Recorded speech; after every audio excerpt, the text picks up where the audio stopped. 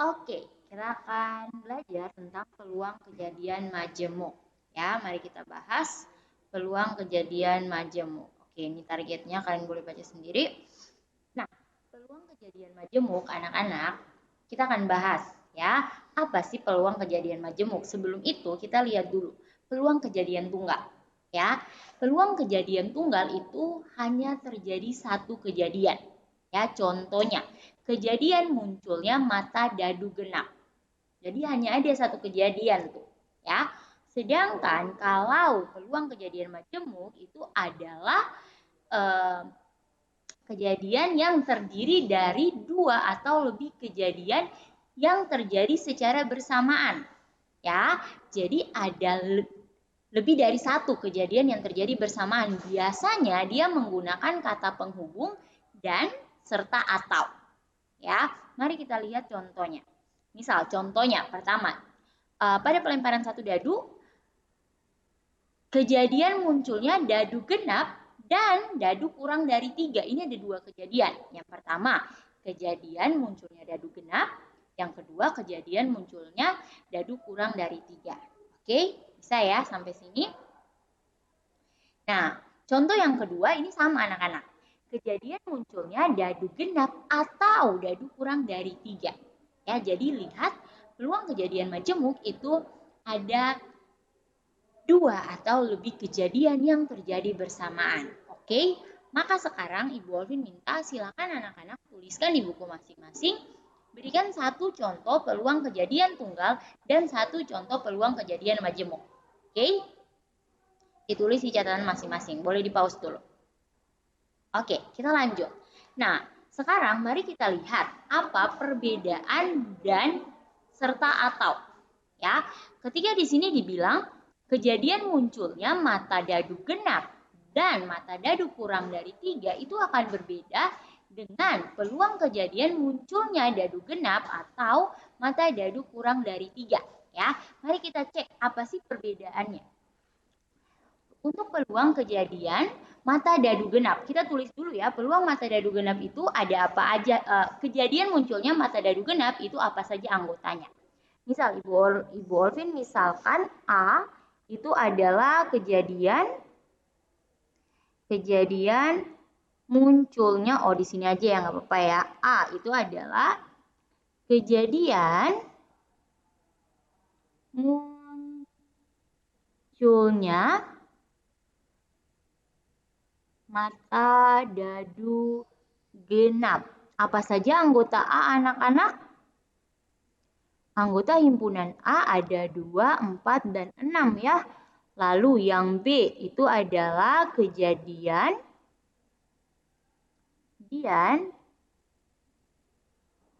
munculnya mata dadu kurang dari 3. Kurang dari 3 berarti 3 nggak masuk ya. Berarti anggota B ada 1 dan 2. Oke, sekarang kita buat dulu yang pertama. Peluang mata dadu, bukan peluang ya, kejadian munculnya mata dadu genap dan kurang dari. Anak-anak, di dalam himpunan lambang seperti ini adalah dan. Ya, ini bacanya dan ya. Sedangkan kalau lambangnya seperti ini adalah atau. Oke, ingat baik-baik ya. Sehingga kalau jawaban untuk contoh yang pertama, kejadian munculnya kejadian A dan B. Dan itu apa artinya anak-anak? Dan itu berarti dia memenuhi keduanya. Ya, dia memenuhi kejadian A dan dia memenuhi kejadian B. Oke? Jadi kalian lihat yang ada di A dan yang ada di B. Ya, jadi ini kalau kita buat ini adalah irisan anak-anak. Atau kalau Ibu Olvin gambarkan tuh seperti ini. Ini kejadian A, lalu ini kejadian B. Nah, yang ada di tengah-tengah ini adalah kejadian A dan B. Jadi kita punya ada 4, 6, lalu ini 2, dan ini 1. Jadi anggotanya adalah anggota kejadian majemuk dari mata dadu genap dan kurang dari 3 itu adalah 2. Oke? Bisa ya? Sedangkan kalau atau ya dan A atau B atau itu berarti dia cukup memenuhi salah satu anak-anak. Jadi semuanya. Jadi dia kalau atau berarti semuanya termasuk kejadian munculnya masa dadu genap dan kurang dari 3. Jadi anggotanya ada 2, 1, 2, 4, dan 6. Ya, duanya kan beririsan, jadi kalian tidak perlu menuliskannya 2 kali. Oke, jadi yang ini dan, sedangkan kalau atau itu gambarnya seperti ini. Sama gambarnya, nanti Ibu Olvin akan arsir ya. Jadi gabungan, kalau atau itu kita pakainya gabungan. Oke. Nah, kalau dan itu cuma irisannya aja anak-anak. Tapi kalau atau itu semuanya. Oke. Bisa? Oke.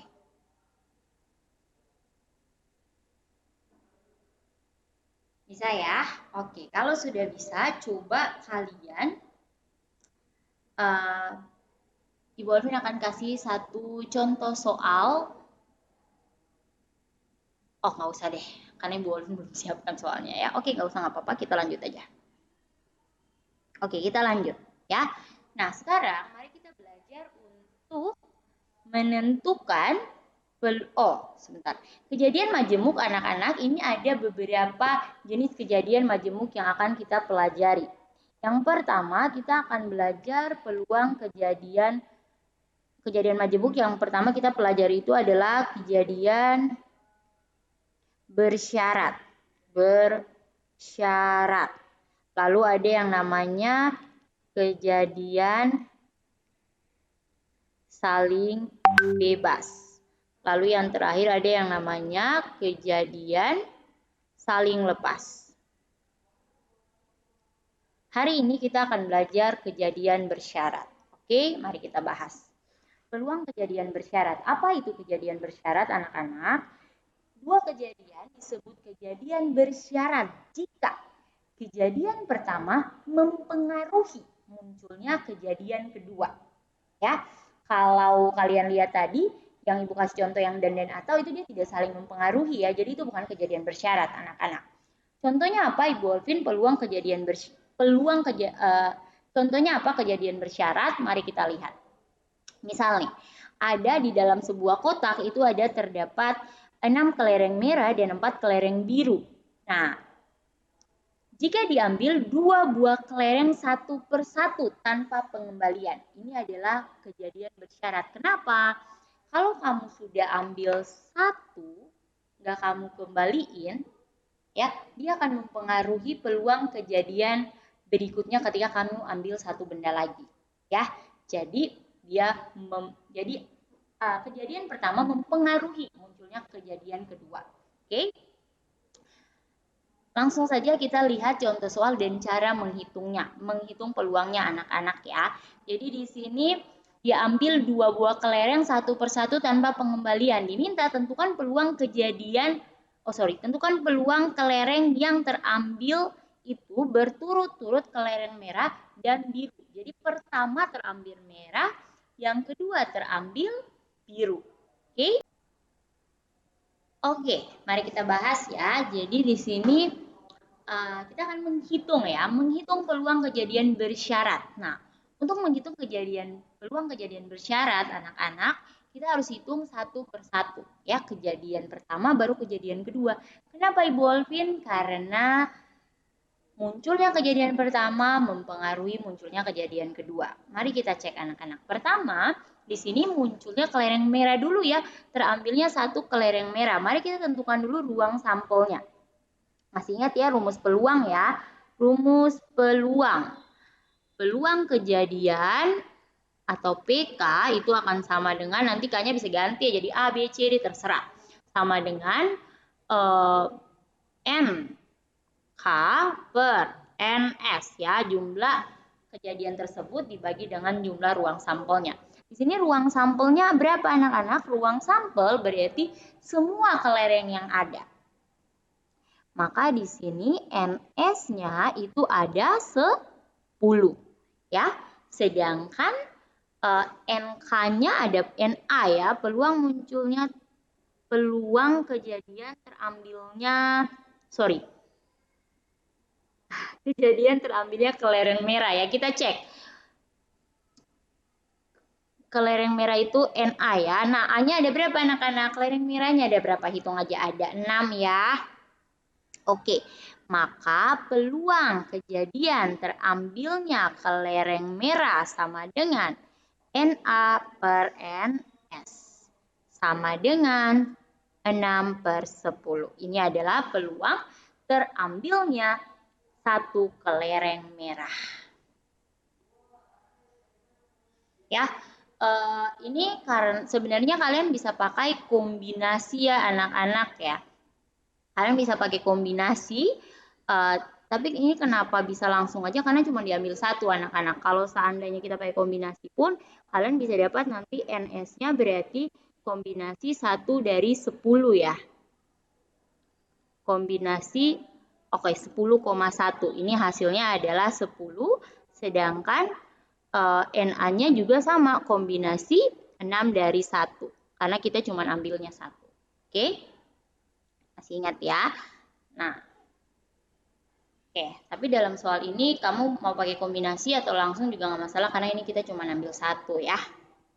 Oke, lanjut. Itu kita udah dapat peluang terambilnya satu kelereng merah. Ini adalah yang pertama dari kejadian pertama. Sekarang kita ke kejadian kedua. Peluang terambilnya kelereng biru. Nah, anak-anak, kita udah ambil merah. Artinya merah satunya udah nggak ada sekarang. Oke? Nah, sehingga dia bilang apa? Mempengaruhi. Dengan demikian, NS-nya sekarang bukan lagi 10, tapi udah tinggal 9. Oke? Sedangkan kejadian keduanya yaitu NB, ya birunya masih ada 4 ya, berarti ada 4. Sehingga peluang kejadian terambilnya kelereng biru sama dengan NB per NS ya, sama dengan 4 per 9. Seperti itu, oke? Ini belum selesai. Nah, maka anak-anak, peluang terambilnya pertama kelereng merah dan kedua kelereng biru itu kalian dapatkan dengan cara mengalihkan. Ya, peluang terambilnya satu kelereng merah dan peluang terambilnya satu kelereng biru. Tinggal kalian ambil aja. Ya, ini penulisan lainnya juga seperti ini anak-anak. Artinya apa? Peluang kejadian B akibat kejadian A. Karena dia dipengaruhi ya. Tapi buat Ibu Alvin nggak masalah kalian mau tulis seperti apa. Yang penting kamu paham konsepnya ya. Oke, sehingga kita bisa tulis peluang peluang akhirnya gitulah ya adalah peluang kejadian A dikali dengan peluang kejadian B akibat A atau B juga nggak masalah, sama aja ya, cuma masalah istilah aja. Maka ini akan sama dengan 6 per 10 dikali 4 per 9 sama dengan berapa tuh? Bisa kalian sederhanain dulu juga ya, 24 per 90. Kita sederhanakan bagi 2, 12 per 45. Masih bisa lagi enggak? Masih bisa ya, masih bisa kita bagi 3, 4 per 15. Oke, jadi peluang terambilnya berturut-turut kelereng merah dan biru adalah 4 per 15. Oke, seperti itu. Peluang kejadian bersyarat. Kita lihat satu contoh lagi. Oke, kita lihat satu contoh lagi. Di sini dari seperangkat kartu bridge diambil sebuah kartu tanpa pengembalian. Jika kemudian diambil sebuah kartu lagi, berapakah peluang terambilnya kartu merah pada pengambilan pertama maupun pengambilan kedua? Oke, jadi kartu bridge itu totalnya ada 54 kartu ya. 54 kartu, 54 kartu ini udah terhitung joker ya anak-anak ya. Lalu dalam 54 kartu ini 54 kartu ini kita punya 28 merah joker 2 ya, 28 merah, dan kita punya, sebentar, 27 ya maksud Ibu ya, ada 27 merah dan 27 hitam. Oke, ini dia ruang sampelnya ya. Kita identifikasi dulu. Oke, berapakah peluang terambilnya kartu merah pada pengambilan pertama? Kita buat dulu pengambilan pertama. Pengambilan pertama itu yang keluar adalah merah. NS kita berapa anak-anak? NS-nya adalah 54 dari semuanya. Sedangkan NA-nya. NAA ini adalah kejadian, tulis ya, kejadian terambilnya kartu, sebentar ya. Oke. Terambilnya kartu, kejadian terambilnya kartu merah ya anak-anak ya, merah. Nah, maka NA-nya yang merah itu ada 27 ya anak-anak ya. Jadi kita punya 27. Dengan demikian, peluang kejadian yang pertama PA itu akan sama dengan NA per NB. Ya, NA per NB, jadi ini sama dengan 27 per 54. Oke, lalu kita akan masuk kepada pengambilan yang kedua. Pengambilan keduanya juga masih merah ya anak-anak ya. Pengambilan keduanya itu juga masih merah. Nah, atau kalau anak-anak mau menjadikan yang A itu pengambilan pertama, B pengambilan kedua juga nggak masalah ya. Atau ya udah nggak apa-apa, kita buat aja.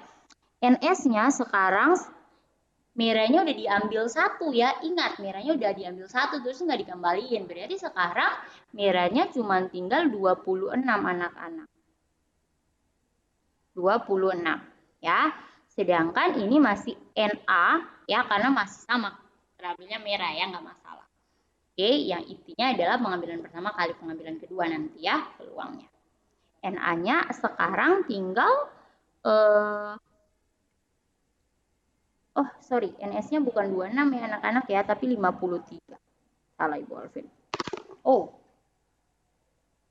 53 ya, sedangkan NA-nya adalah 26. Kenapa? Karena merahnya udah berkurang 1.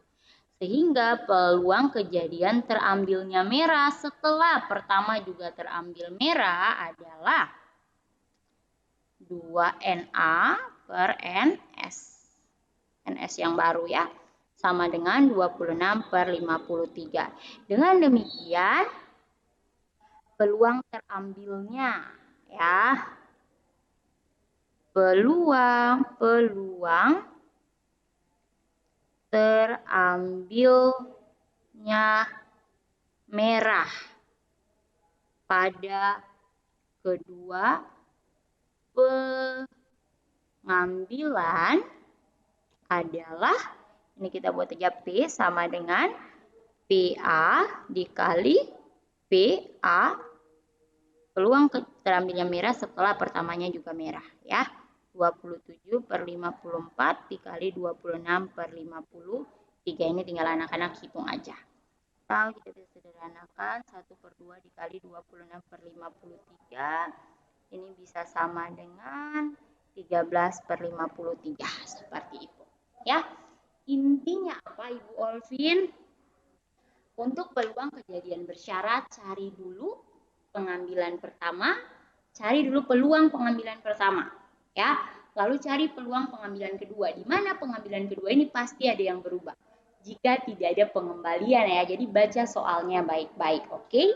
Baru peluang totalnya berarti kamu kalikan ya, dari peluang pengambilan pertama dikali dengan peluang pengambilan kedua. Kalau ada pengambilan ketiga gimana Ibu Alvin? Dikali lagi aja dengan pengambilan ketiga. Oke, saya berikutnya silakan anak-anak kerjakan latihan soal berikut. Semangat!